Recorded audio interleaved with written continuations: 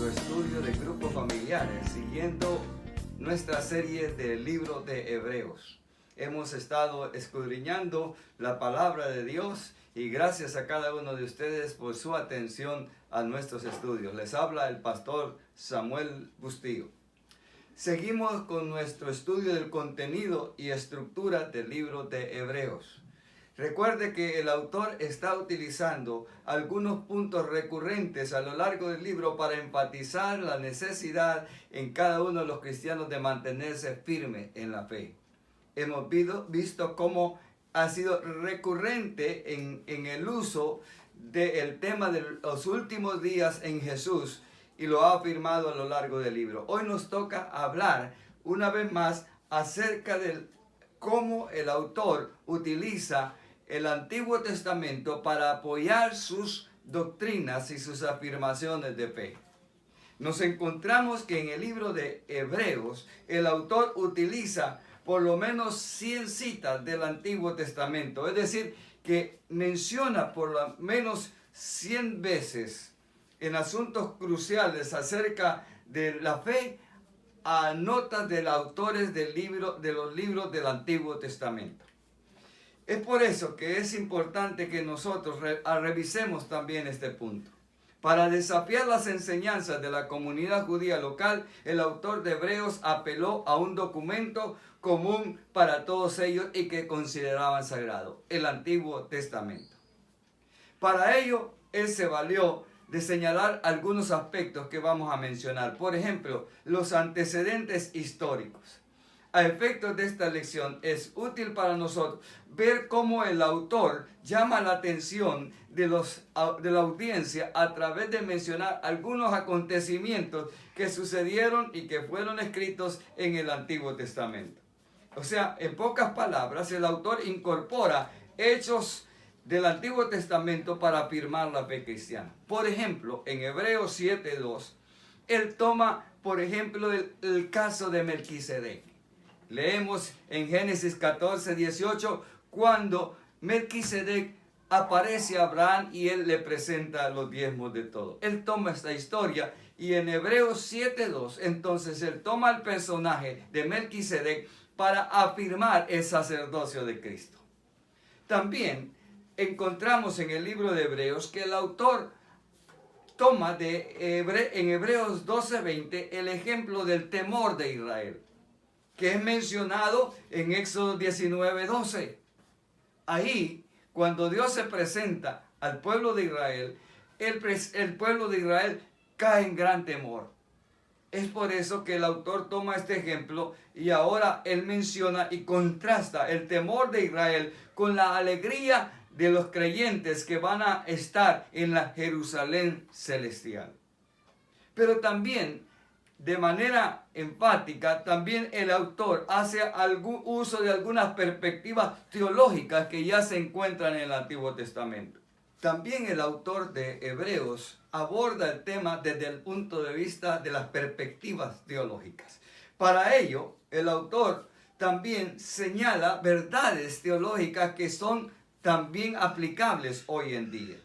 En estos casos, el autor entonces afirma lo que en el Antiguo Testamento ya está dicho acerca de creencias, por ejemplo, acerca de Dios mismo y otros asuntos que tienen que relación con Dios.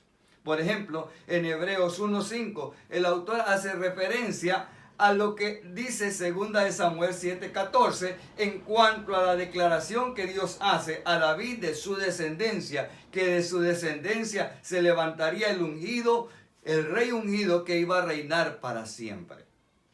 En Hebreos 1:7, el autor cita lo que dice Salmo 104:4, donde los ángeles fueron descritos como espíritus al servicio de Dios.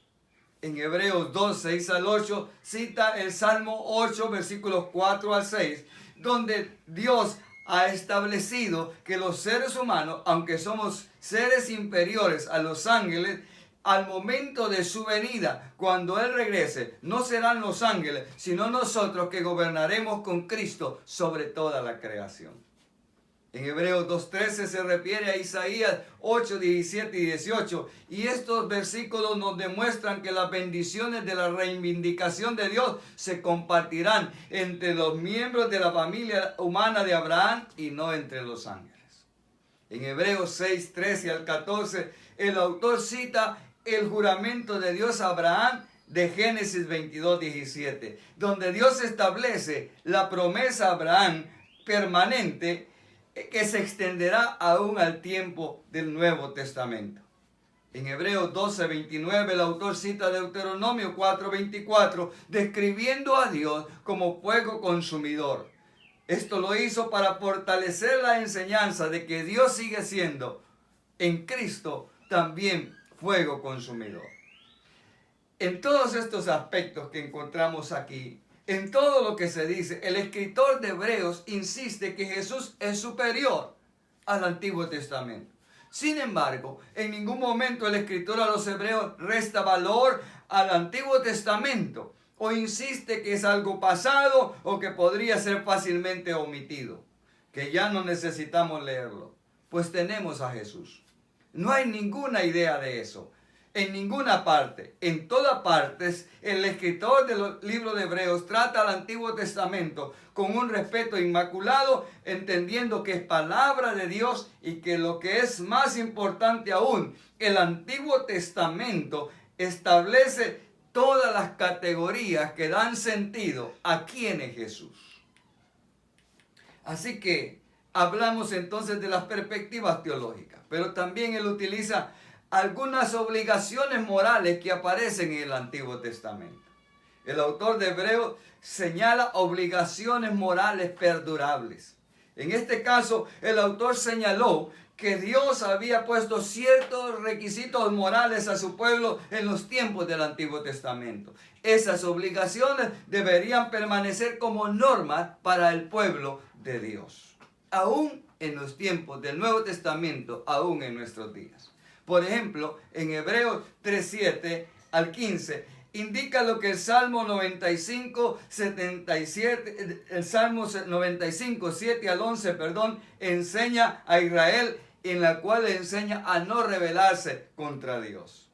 En Hebreos 12, 5 a 6 muestra que Proverbios 3, 11 al 12 habla acerca de a Israel de no desanimarse cuando Dios le disciplinaba. En Hebreos 12:13, instruye a su audiencia a seguir a Proverbios 4:26 y adherirse al camino de la rectitud. Así que el autor de Hebreos utiliza estas citas para afirmar verdades morales que deben ser aplicadas todavía hoy en día. Por ejemplo, en Hebreos 13:6 cita el Salmo 118, versículos 6 al 7. El autor instó a su audiencia a confesar en confianza a Dios. Todas estas referencias señalaban las obligaciones morales del Antiguo Testamento que seguían vigentes para los seguidores de Cristo.